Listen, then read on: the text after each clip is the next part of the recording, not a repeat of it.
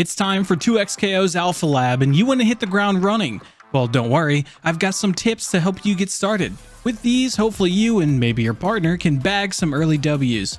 Don't worry, if you're completely new to fighting games, I've got some real easy beginner's advice, and I'll try to explain it in a way that makes sense. For a more experienced player, hey, maybe there's something here that you don't know. We'll start with more basic tips and advice and progressively get a little more intermediate. First off, I'd advocate for picking Darius. Don't get me wrong, in the long run, you really should pick whoever you want, but as we're in this early learning stage of the game, Darius can help you greatly. It really comes down to this: Darius is simple and effective. If you're playing solo, lock him in for your team, and it'll allow you to spend time learning what your other character does, lessening the mental burden of learning two characters at the same time. He's got a meterless armored reversal with down special too, so you can hit your opponents when you're getting off the ground. His wound mechanic is easy to take advantage of, and you don't really even have to think about it. Simply put, if you want an effective character early on that takes very little thought, Darius is that character. Next, if you're really new, pick the Pulse Fuse. This fuse will allow you to get auto combos off of mashing L, M, or H, and even finish off the combo with the super if you have meter. Now, you might say, auto combos? Isn't that broken? Well, keep in mind that by selecting the Pulse Fuse, you're foregoing other fuses that experienced players will be able to use against you. It's a bit of a trade-off, but I think it's a worthwhile one for brand new fighting game players or players getting used to the versus genre of games. So I've seen a fair amount of players a bit confused about how tagging works. I'll give you a brief explanation and hopefully you can better understand it. Everything works off of the team button. You can call your assists with team left and team right, both doing different assist attacks depending on the character. If you're playing duos, the off-screen partner controls the assists, whereas the player on screen just worries about their own character. You can hold down either assist input for a charged assist, which brings the character out to run across the screen and then do their assist attack. This is a bit risky because you can get your assist attacked and potentially give your opponent an early birthday present, so use it wisely. Holding down T will do a quick tag which immediately switches between characters, as well as pressing T while an assist is active on the screen. During a grounded combo, you can also press T to launch your opponent and switch out with your teammate at the same time.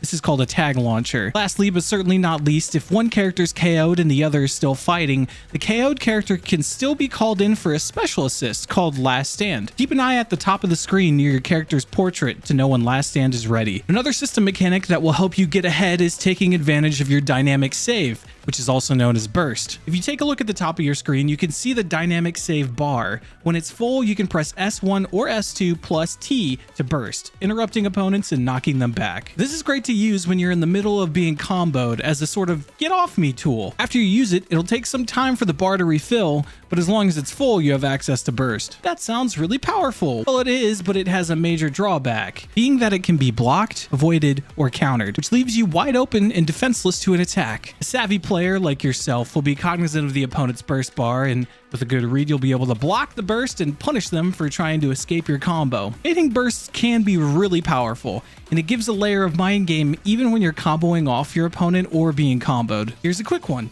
If you're struggling with people jumping at you a lot, you need to anti-air.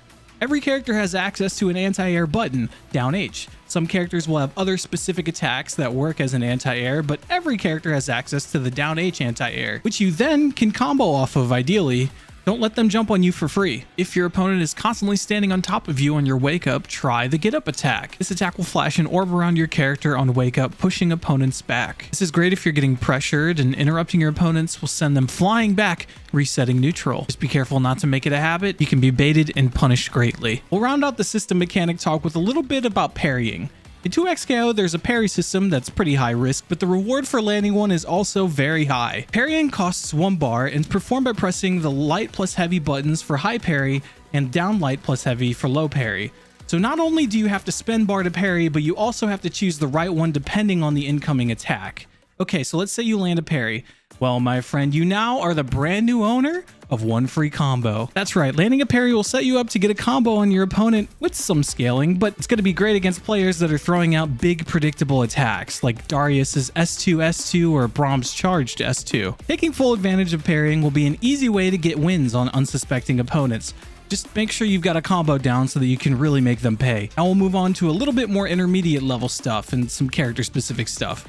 If you're playing a quicker character like Echo or Ari, you can really take advantage of how much faster you are than characters like Darius, Alawi, and Braum. If you don't like the situation you're in or just want to force your opponent to approach you, abusing your speed to run away will be very strong. It's common that if you run away a few times, your opponent will just get frustrated and start flailing around trying to catch you, leaving themselves open for a whiff punish or counterattack. Abuse your speed, people. Echo is a character with a lot of tools to mix you up, and it's impossible to know exactly what Echo players are going to find. That said, if you're defending against Echo, keep an eye out for his after image. A lot of simple mix is going to boil down to the Echo rewinding to their after image and hitting you. Be cognizant of that, and you'll get a head start on defending Echo. As he develops and players learn more, it's going to get a lot harder, but hopefully building this habit early will help you keep up with how Echo players develop their mix. We'll end this off with an inverse of the first tip, and that's going to be how to counter Darius. He's going to be popular, so you might as well know how to fight against him, right? The biggest thing here is to recognize what he's autopiloting.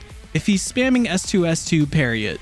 If he's waking up or you're just using down S2 a lot, put yourself in those situations, but instead of attacking, just block. It will lead to a massive free punish for you. And if he puts a wound on you, don't just block. You need to find a way to get an opening on him to get rid of the wound. A smart Darius will recognize when you're antsy to attack and try to interrupt with down S2, so remember, be mindful of that, and you're going to be golden. If you found this guide helpful, I'd really appreciate a like, and maybe send this to your partner who you're about to absolutely carry. If there isn't already, there will be 3-minute character guides for every character on the channel, so check out this playlist to quickly up your character knowledge. Thanks for watching, and I'll see you in our next fight.